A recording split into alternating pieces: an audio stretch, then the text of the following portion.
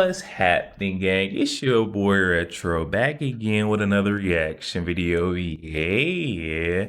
Today we got another huge update. I know you guys could probably already tell it is going down. Just by that title alone, definitely gonna want to see this as we got Fox News The 5 host Hero 4 Jr. back at it again, guys. He is battling it out head to head against that Jessica Tarlov, trying to see who's been most affected by that Trump derangement syndrome, especially after the results of the 2024 elections, guys. And I will say he is making a very strong case in this newest segment, guys. I'm excited to get into it. So we're not straight into it. Make sure you guys hit that like button, hit that subscribe button. Before we get into it, you guys hit that like button, also hit that subscribe button for your boy. And without further ado, let's hop straight into it, folks. Check this one out. Dana, I'll start with you. It was a terrible night for women. Trump won more women. He won the popular vote. What are these people moaning about? I don't know. I mean, today Brian Stelter tweeted that there was a talent agent who told him that a lot of members of the media are questioning whether they have it in them to cover another Trump cycle. And then they wonder why the working class is like, guys, you are so out of touch with what real work is. And also, they didn't really cover the Biden administration. They didn't cover the border. They didn't cover inflation. But covering inflation was like this for them.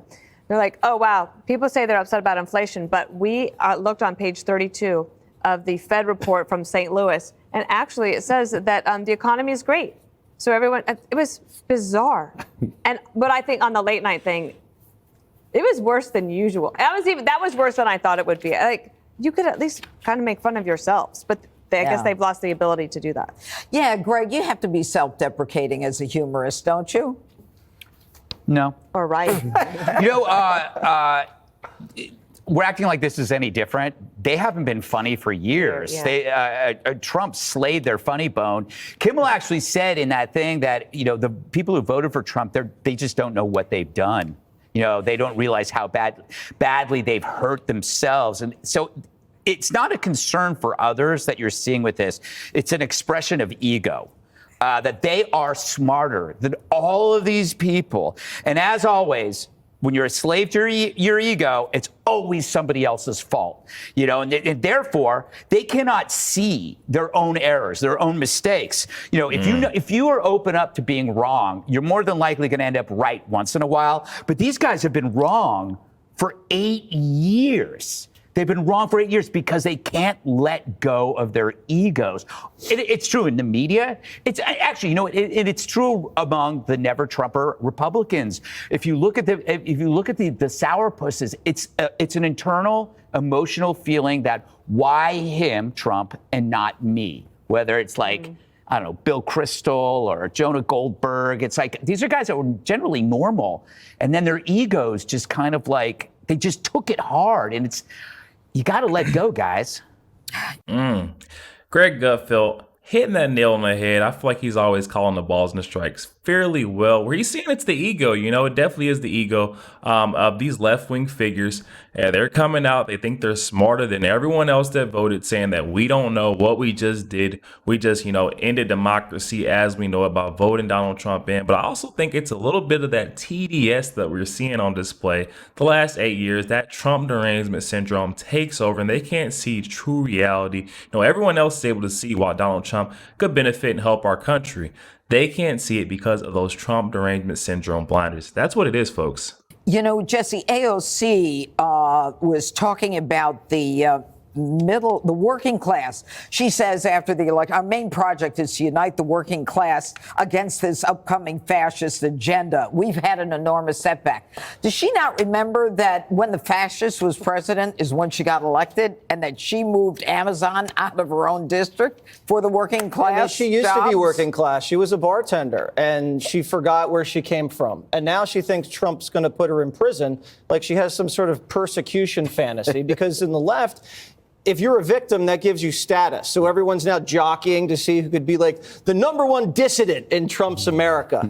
Greg talks about this all the time, about how people need to get a life, and they think Trump is the sun. And then everything revolves around Trump. So they frame everything about how they relate to Trump. And all that really does is make Trump look stronger. Now, the late night hosts, I should probably be the last one to tell them this, but it would behoove them to show a little humility and maybe make fun of their own side, because you're talking about people who ran on putting tampons in men's rooms. They ran on giving breast implants to people in prison. Guys were spiking volleyballs into girls' faces, and they were like, nice shot. Let's hit the showers together. And Rachel Maddow.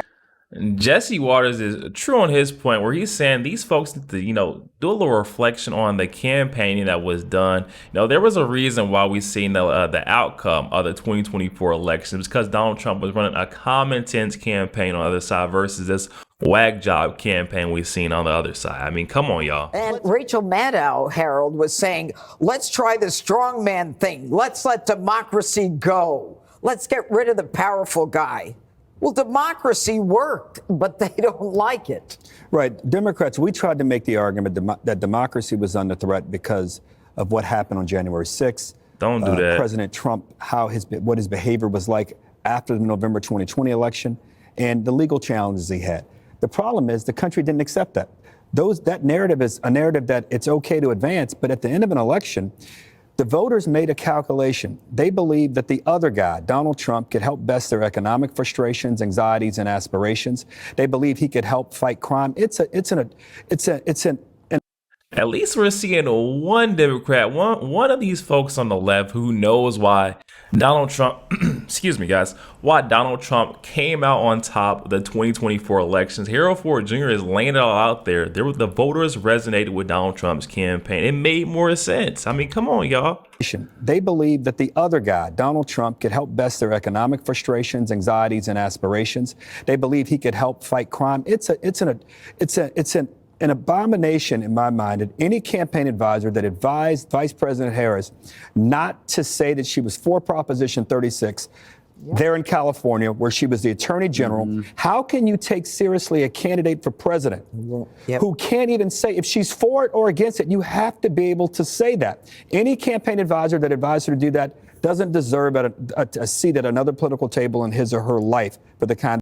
Wow. Harold Ford. I think we've seen Jessica Tarlov just throw in Kamala Harris' entire camp. I think she threw Kamala underneath the bus in her segment yesterday. We got Harold Ford Jr. absolutely tossing Kamala Harris' campaign advisor underneath the bus, saying that you should never have another seat like this in your life. Oh my goodness, guys. It's that bad. These folks on the left absolutely fed up, especially when they were lied to about, what the race being so close, being so tight, the polling was showing that Kamala was, ahead in multiple states. And come election day, that was just not the case. They're fed up. They're upset with being lied to. Do that doesn't deserve a seat at another political table in his or her life for the kind of advice they gave him. My advice to the people on late night, legacy media has a little bit of a challenge here, and you're not helping that challenge by denying the facts.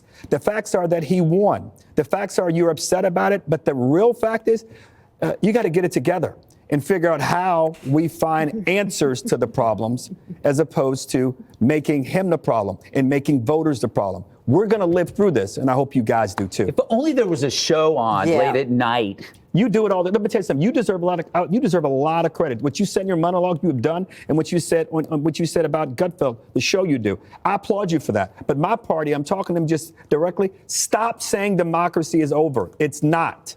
Greg basically won the election for Trump. Yeah. Can we just admit He wrote the narrative. Congratulations, Greg. Correct.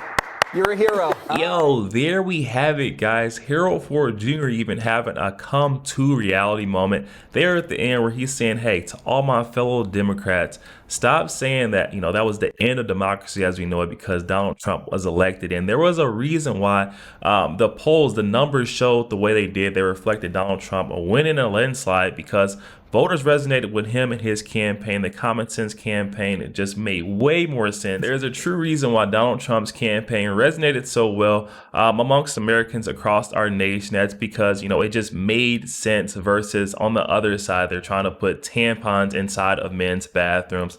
That's not going to fare well with the American people, guys. Definitely hop in the comment section. Let me know your thoughts. Also, make sure you guys hit that like button, hit that subscribe button. If you enjoy more content like this, catch you guys on the next one.